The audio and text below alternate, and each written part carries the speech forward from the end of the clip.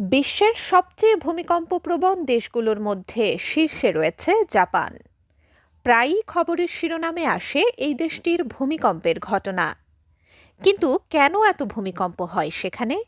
চলুন জেনে নেই।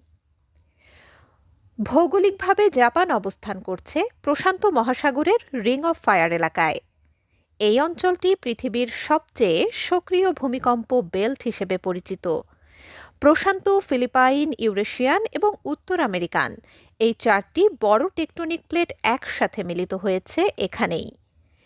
এই প্লেটগুলো একে অপরের সঙ্গে ধাক্কা খায়, সরে যায় কিংবা একটি আরেকটির নিচে ঢুকে যায়। ফলে ভূত্বকের ভেতরে প্রচণ্ড চাপ সৃষ্টি হয়। সেই চাপমুক্ত হওয়ার সময়ই ঘটে ভূমিকম্প। শুধু তাই নয়, সমুদ্রের নিচে টেকটনিক প্লেটের এই ধরনের নড়াচড়া থেকে সৃষ্টি হয় ভয়াবহ সুনামি। ২০১১ সালে জাপানে আঘাত হানা সুনামিটি ছিল তারই দৃষ্টান্ত। ভূমিকম্প প্রবণ হওয়ায় বিশ্বের সবচেয়ে উন্নত ভূমিকম্প পূর্বাভাস ও সতর্কীকরণ ব্যবস্থা তৈরি করেছে জাপান। এছাড়া উচ্চ প্রযুক্তির ভবনগুলো নির্মাণ করা হয় এমনভাবে যাতে ভূমিকম্পের সময়ও ক্ষয়ক্ষতি কম হয়।